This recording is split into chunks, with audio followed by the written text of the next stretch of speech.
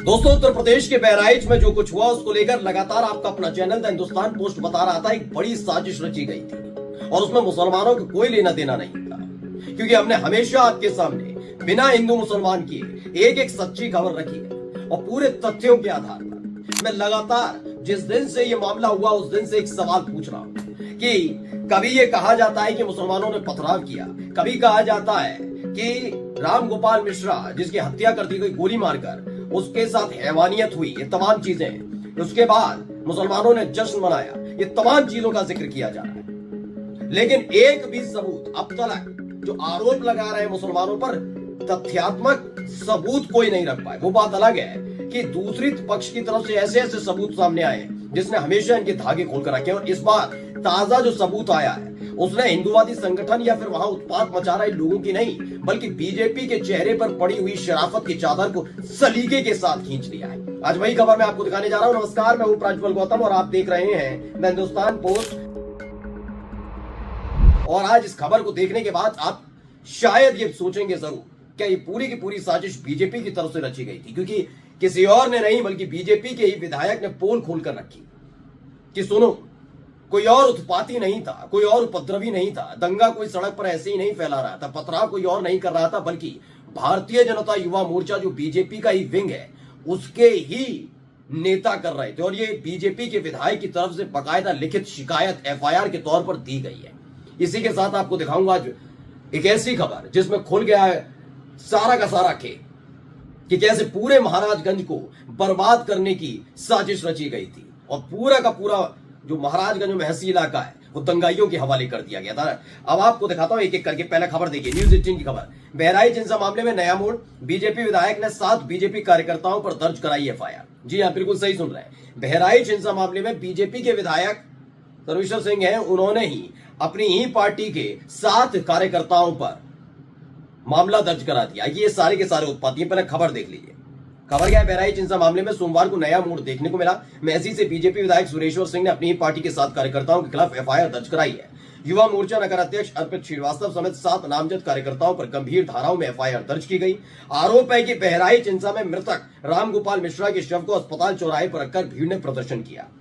विधायक के काफिले पर पत्थरबाजी और फायरिंग की थी। पुलिस आरोपियों की तलाश में जुटी है। मामला नगर कोतवाली क्षेत्र का है। विधायक की तरफ से दर्ज एफआईआर में अज्ञात भीड़ का भी जिक्र है।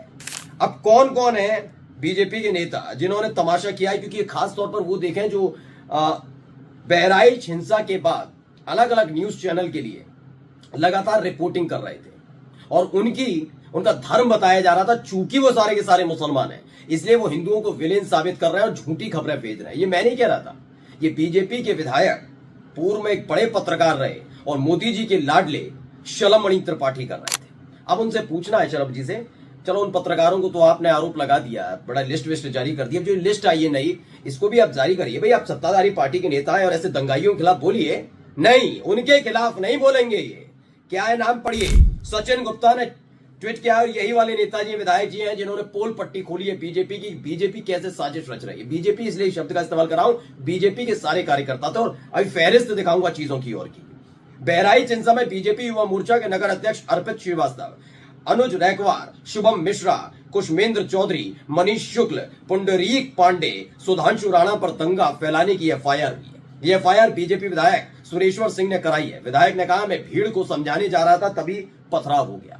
इन्होंने साफ साफ लफ्जों में ये इन लोगों के खिलाफ एफआईआर दर्ज कराई है। बस शलभ जी या बीजेपी के वो नेता जो एक बार बार कह रहे थे कि मुसलमानों ने ये सब किया, मुझे इन नामों को पढ़कर बताइए, क्या आपकी पार्टी से या आपकी पार्टी के कोई भी विंग हो, भारतीय जनता युवा मोर्चा ही क्यों ना हो, क्या इनसे इनका रिश्ता है या नहीं, बताना पड़ेगा। अब कौन कौन, अर्पित श्रीवास्तव, अनुज रैकवार, शिवम मिश्रा, कुशमेंद्र चौधरी, मनीष शुक्ल, पुंडरीक पांडे, सुधांशु राणा। और हाँ, एक बात और शलभ जी, जरा ये और बताइएगा, इनमें से कितने ऐसे हैं जिनका नाम मुस्लिम है? कोई मुसलमान नामों से आपको आजकल बहुत ज्यादा प्यार हो गया, मोहब्बत हो गई है ना, तभी तो आप लिस्ट जारी कर देते हैं, पत्रकारों की लिस्ट जारी कर देते हैं। अब जो दंगाई हैं, इन दंगाइयों की लिस्ट जारी करके इनके घर पर बुलडोजर चलाने की मांग कर पाएंगे? है नहीं, वो नहीं कर पाएंगे। खैर, आगे आइए। अब आपको दिखा रहा हूं एक और बड़ा खुलासा। ये एक खबर है, इसमें शुरुआती दौर में लोग गद्दारी कर गए नहीं तो महाराजगंज खत्म हो जाता। ये कौन कह रहा है जानते हैं? ये उत्पाती कह रहे हैं। और खास तौर पर सुनिए, इनमें से जो उत्पाती आपको नजर आ रहे हैं ना, बार बार इनका जो चेहरा मैं दिखा रहा हूं, स्क्रीनशॉट ही दिखा पाएंगे क्योंकि दैनिक भास्कर की इन्वेस्टिगेटिंग रिपोर्टिंग है। दरअसल वहां पत्रकारों ने उन तमाम लोगों से बात की जो कहीं ना कहीं इस पूरे दंगे में शामिल थे, सड़क पर लाठी डंडे लेकर आए थे, पथराव कर रहे थे, यानी उत्पाती के तौर पर आए थे। उनसे हिडन कैमरे के साथ बात की, यानी कैमरा छिपा हुआ था और अचानक ऐसी बातचीत की। और जब बातचीत की गई तो एक खोलकर बता रहे कि भाई हमें तो खुली छूट दी थी, 2 घंटे के लिए पुलिस चली गई थी वहां से, और उसके बाद हम जमकर उत्पात कर रहे थे। वो बात अलग है कि हमारे कुछ लोगों ने हमारा साथ नहीं दिया, यानी दंगा करने वाले जिन पर जिम्मेदारी थी कि दंगा करना है, उत्पात करना है, माहौल खराब करना है, उन लोगों ने साथ छोड़ दिया, उन लोगों ने गद्दारी कर दी, वरना महाराजगंज चला देते।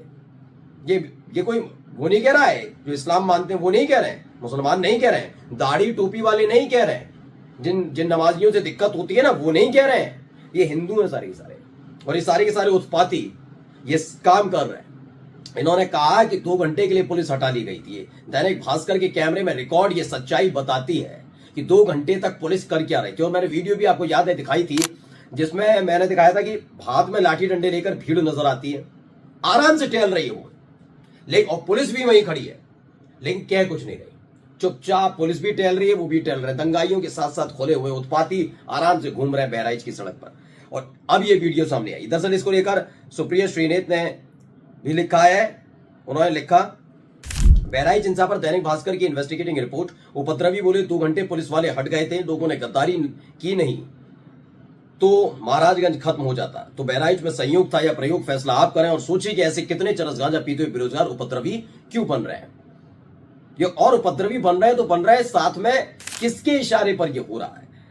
अब देखिए एक और खबर, अखिलेश यादव ने ट्वीट भी किया, धिक्कार है ऐसी भाजपाई राजनीति और सत्ता की भाजपाई भूख पर जो सियासत के लिए देश के भाईचारे के बीच दंगा कराने की साजिश करती है। बहराइच हिंसा के मामले में हर दिन नए खुलासे हो रहे हैं जिनसे भाजपा मुंह दिखाने लायक नहीं रही। भाजपा के विधायक ही भाजपाइयों पर साजिश करने की एफआईआर करा रहे हैं और दंगाई छुपे कैमरे के सामने सच उगल रहे हैं। भाजपा के जो थोड़े बहुत समर्थक और वोटर बचे हैं, अब तो भाजपा का ये षड्यंत्रकारी और हिंसक रूप देखकर भी वो भी शर्मिंदा है। भाजपा ने अपने समर्थकों की भावनाओं को गुमराह करके उनका इस्तेमाल अपनी सत्ता को बचाए और बनाए रखने के लिए किया है। सच तो यह है कि भाजपा अपने ही लोगों के खिलाफ षड्यंत्र कर रही है। भाजपा भाजपाइयों से दंगे कराकर उन्हें फंसा दे रही है, तभी तो भाजपा का विधायक भाजपाइयों के खिलाफ रिपोर्ट लिखा रहा है। यानी एक तरफ उनका जिक्र सुरेश्वर सिंह का जो महसी से बीजेपी के विधायक है, जिन्होंने बताया कि भारतीय जनता युवा मोर्चा के ही लड़के कर रहे थे दंगा, कर रहे थे उत्पात, और उनके खिलाफ उन्हीं धाराओं में मामला दर्ज हुआ है। और एक दूसरी तरफ ये वीडियो आती है सामने जिसमें दंगा करने वाले उत्पाती, जिन्हें ठेके पर लिया, किराए पर लिया, कैसे लिया, इसकी भी जांच होनी चाहिए।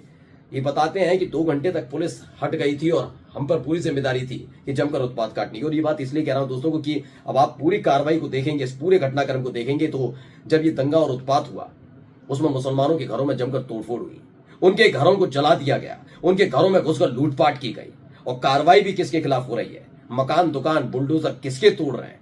अब नाम जाकर फहरिस्त देख लीजिए, समझ जाएंगे कैसे एक तरफा कार्रवाई होती है। नमस्कार।